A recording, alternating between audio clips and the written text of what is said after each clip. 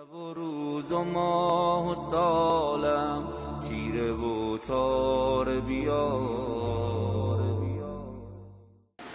کہ قرآن مجید کو سمجھنے کے لیے محبت خدا شرط اول و آخر محبت خدا، اس کے بعد محبت و عشق رسول، اس کے بعد محبت و عشق اہل بیت رسول، آل رسول. یہ جہاں نہیں ہے وہ انسان قرآن کا ہو ہی نہیں سکتا. اس سے قرآن کا کیا رشتہ ہے؟ یعنی ابتداءً و انتہاءً، آغاز یا انجام، حدوثاً و بقاءً. قرآن مجید نازل ہوا کس پر؟ قلب پیغمبر پر. جاتے جاتے پیغمبر نے قرآن مجید سپرد کس کے کیا؟ وصیت پیغمبر یاد کریں نا، انی تارکن فیکم الثقلین کتاب اللہ و عطرتی اہل بیتی. میں جا رہا ہوں تمہارے درمیان دو چیزیں چھوڑ کر، قرآن اور عطرت، اور یہ دونوں ایک دوسرے سے جدا نہیں ہوں گے. قرآن نہ مصطفیٰ سے جدا ہو سکتا ہے نہ آل مصطفیٰ سے. تو جو مصطفیٰ اور آل مصطفیٰ کا وفادار نہ ہو، کچھ ہو سکتا ہے، اہل قرآن نہیں ہو سکتا.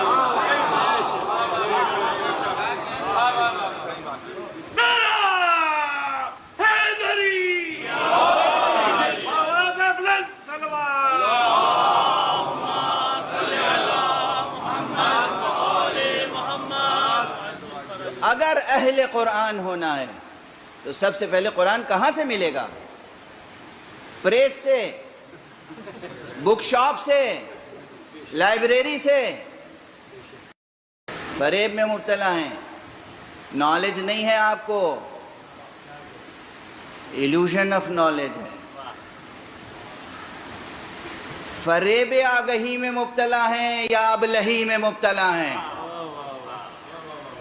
قرآن ملے گا تو سرکار رسالت میں آپ صلی اللہ علیہ وآلہ وسلم.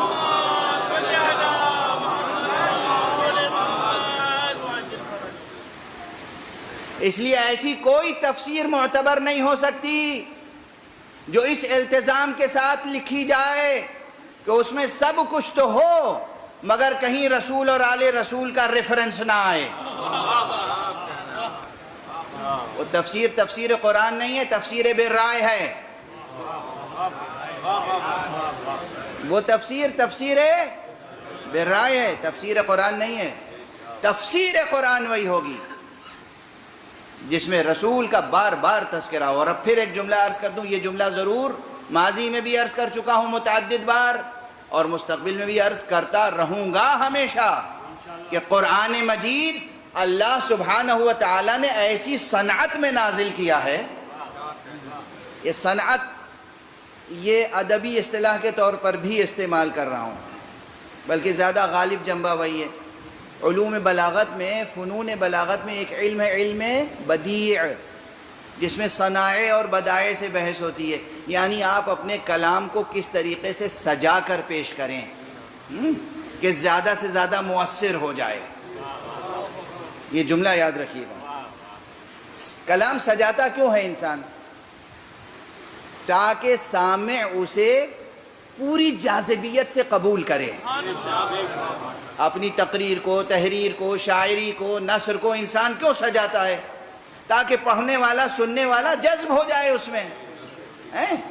تو اللہ سبحانہ و تعالی نے قرآن کو نازل کیا ہے ایسی صنعت میں کہ متن قرآن سیرت مصطفیٰ سے جدا ہو نہیں سکتا.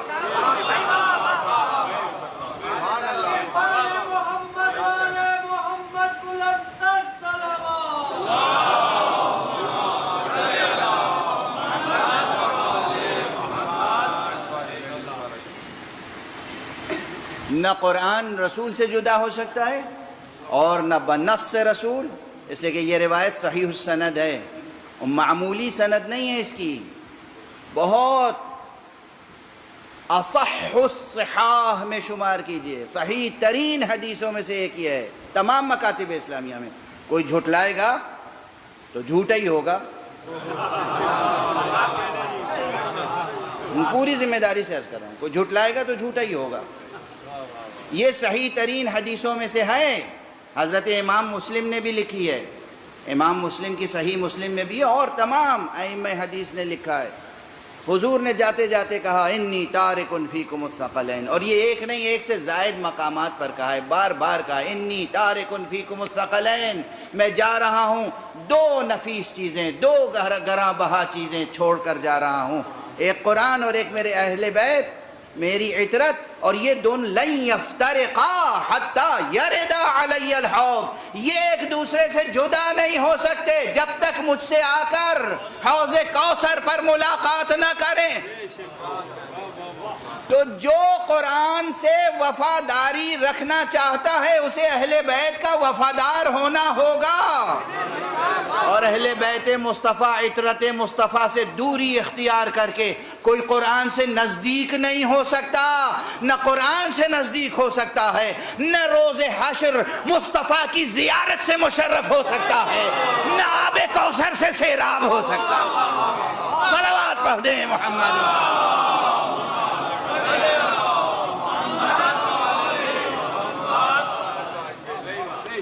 ہاں، خدا کی محبت ہو، رسول خدا کی محبت ہو، اہل بیت رسول کی محبت ہو، اور پھر قرآن کو انسان پڑھے تلاوت کرے تو قرآن اس سے گفتگو کرتا ہے، قرآن اس سے گفتگو کرتا ہے، قرآن کھلتا ہے اس کے سامنے۔ جیسے صبح کے وقت آپ چمن میں جائیں، کوئی بند کلی ہو، اور اس کے بعد اسی وقت نسیم سحر، نسیم صبح اس پر سے گزرے، اور وہ کلی چٹک کے پھر کھل کے گلاب بن جائے، تو جب آپ محبت خدا کی شمیم کے ساتھ، جب عشق رسول کی نسیم کے ساتھ، جب محبت اہل بیت کی نکہت کے ساتھ جب جزدان سے قرآن نکالیں گے تو وہ اسی طرح کھل جائے گا آپ کے سامنے، اور اس کی خوشبو مشام جاں کو معطر کرے گی، اس کے انوار، اس کے معانی، اس کا رنگ، اس کی نکہت سب آپ کے وجود میں جذب ہو جائے گی۔ پھر قرآن آپ کا ہوگا، آپ قرآن کے ہوں گے۔ قرآن پڑھیں، اور پھر